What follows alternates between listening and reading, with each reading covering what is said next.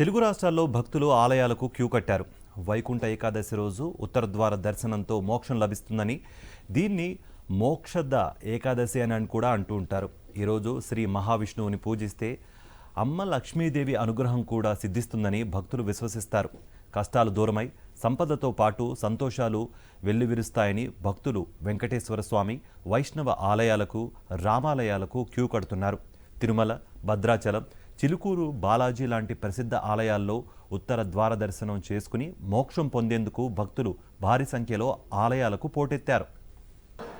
తిరుమలలో వైకుంఠ ఏకాదశి వేడుకలు వైభవంగా నిర్వహిస్తున్నారు.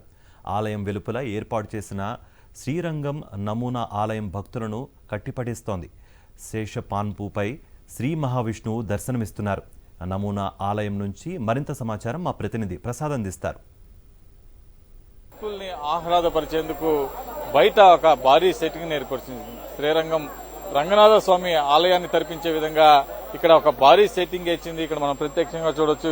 ఈ సెట్టింగ్ ఏ స్థాయిలో ఇక్కడ ఏర్పాటు చేసింది అనేది ప్రత్యక్షంగా మనం చూడొచ్చు. తిరుమలకు వచ్చే భక్తులందరినీ కూడా ఇది ఎంతగానో ఆకట్టుకుంటుంది.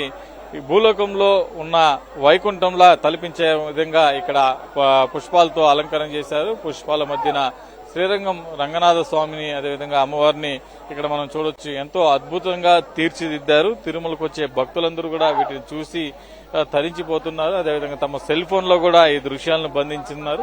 మనసును దోచే విధంగా ఇటు గర్భాలయం నుండి మహాద్వారం వరకు కూడా ప్రత్యేక పుష్పాలతో అలంకరణ చేశారు. దాదాపు 10 టన్నుల పుష్పాలతో గర్భాలయం నుంచి మహాద్వారం వరకు అత్యంత సుందరంగా, రమణీయంగా, మనసును దోచే విధంగా కూడా ఈ అలంకరణ ఉంది.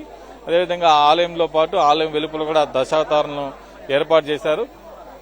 ఆలయం వెలుపల ఇది వేసిన ఈ భారీ సెట్టింగ్ లో భక్తులంతా చూడొచ్చు. ఈ సెట్టింగ్ లో ఏర్పాటు చేసిన రంగనాథ స్వామిని చూడడానికి ఏ స్థాయిలో వస్తున్నారో.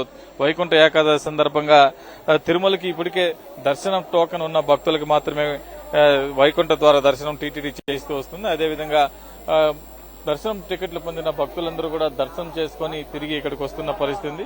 ఇక్కడ అనేక మంది భక్తులు కూడా ఈ దర్శనం వైకుంఠ ద్వార దర్శనం చేసుకున్న తర్వాత ఇక్కడికి వస్తున్నారు. ఇక్కడ అనేక మంది భక్తులు కూడా ఉన్నారు. చెప్పండి, మీరు ఎలా ఉంది ఇక్కడ? ఈ చాలా బాగా చాలా బాగుంది. ఫీల్ చాలా మంచిగా అనిపిస్తుంది. ఏమో కొత్తగా ఒక రోమాంచంగా ఉంటుంది. ఏమో స్వర్గంలో ఉండమని ఫీల్ వస్తుంది. చాలా బాగా వస్తుంది. 10 years ಇಂದ ಬರ್ತಾ ಇದೀವಿ. ತುಂಬಾ ನಮ್ಗೆ ನಂಬಿ ದೇವ್ರು ಒಳ್ಳೇದು ಮಾಡಿದಾನೆ. ತುಂಬಾ ಖುಷಿ ಆಗುತ್ತೆ, ಮನಸ್ಸಿಗೆ ಸಂತೋಷ ಆಗುತ್ತೆ. 3 ದಿನ ಬಂದಿದೀವಿ. 3 ದಿನ ಆಗಿದೆ. 3 ದಿನದಿಂದ ಸೆಟ್ಟಿಂಗ್ ಎಲ್ಲ ತುಂಬಾ ಖುಷಿ ಇದೆ, ಚೆನ್ನಾಗಿದೆ. ಎಲ್ಲ ಒಂದ್ ರೀತಿ ಏನೋ ನಾವೇ ವೈಕುಂಠದಲ್ಲಿ ಇದೀವೇನೋ ಅನ್ನೋ ಪ್ರಾಪ್ತಿ ಆಗ್ತಾ ಇದೆ. ಚೆನ್ನಾಗಿದೆ. ನಾವು ದರ್ಶನಕ್ಕೆ ಬಂದಿದ್ದೀವಿ. 12 ಗಂಟೆ ದರ್ಶನ ಸಿಕ್ಕಿದೆ. ಫ್ಲವರ್ ಡೆಕೋರೇಷನ್ ಎಲ್ಲ ತುಂಬಾ ತುಂಬಾ ಚೆನ್ನಾಗಿ ಮಾಡಿದ್ದಾರೆ. తిరుమలలో చూస్తున్నాం. ఇక్కడ భక్తులందరూ కూడా ఎంతో ఆసక్తిగా ఎదురు చూస్తున్నారు. ఎట్లా ఉంది ఇక్కడ? ತುಂಬಾ ಚೆನ್ನಾಗಿದೆ. ಡೆಕೋರೇಷನ್ ಎಲ್ಲ ಸೂಪರ್ ಆಗೈತೆ. ಫ್ಲವರ್ ಡೆಕೋರೇಷನ್ ಚೆನ್ನಾಗಿದೆ. ದೇವರು రెడీ ಮಾಡಿರೋದು ಅದೆಲ್ಲ సూపర్ ಆಗೈತೆ. చెప్పండి, మీరు ఎలా ఉంది? చాలా బాగుందండి. ఇప్పుడే ఫస్ట్ రావటం మేము ఈ దర్శనానికి చాలా చాలా ఆనందం కలిగిస్తుంది మాకు. చాలా చాలా బాగుందండి. చాలా బాగుందండి. మేము ఇదే స్టార్టింగ్ వస్తున్నాం. మేము సేవకై వస్తుంటాం, స్కౌట్ సేవ చేస్తుంటాం. సేవ చాలా బాగా జరుగుతుంది. సంవత్సరాల కన్నా ఈ సంవత్సరం చాలా బాగుంది, అద్భుతంగా ఉంది. అంటే ప్రస్తుతం మేము నేరుగా ఇక్కడికే వచ్చాము. ఇక్కడ ఈ పుష్ప ప్రదర్శన గత సంవత్సరాలు కూడా గత 10 ఏళ్ల నుంచి చూస్తున్నాము. కానీ ఈ సంవత్సరం చాలా బాగుంది, అద్భుతంగా ఉంది. తిరుమలలో లైటింగ్ అవి చూసాము. ఇలవైకుంఠాన్ని తలపిస్తోంది. మనం ఎక్కడో భూలోకంలో కాకుండా వేరే లోకంలో ఉన్నట్టు వైకుంఠ దర్శనం.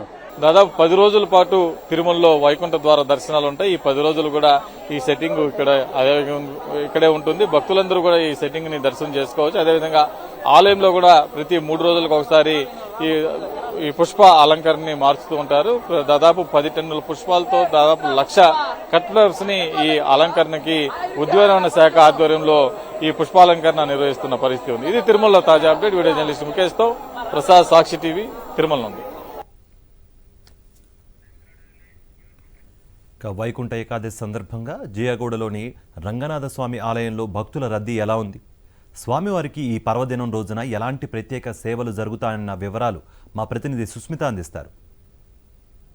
ఏకాదశి కావడంతో నగరంలోని వైష్ణవ ఆలయాలన్నీ కూడా భక్తులతో కిటకిటలాడుతున్నాయి. ప్రస్తుతం మనం రంగనాథ స్వామి ఆలయంలో ఉన్నాము. తెల్లవారుజాము నుంచి కూడా భక్తులు రంగనాథ స్వామిని దర్శించుకునేందుకు పెద్ద ఎత్తున వస్తున్నారు.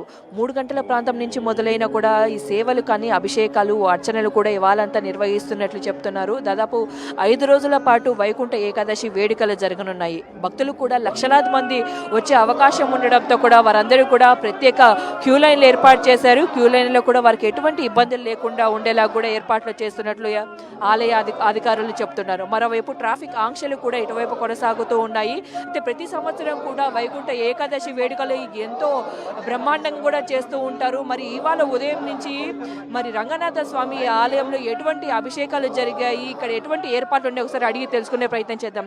చెప్పండి స్వామి, ఇవాళ ఉదయం నుంచి కూడా ఇక్కడ ఎటువంటి ఏర్పాట్లు చేశారు, ఎటువంటి అభిషేకాలు జరిగాయి?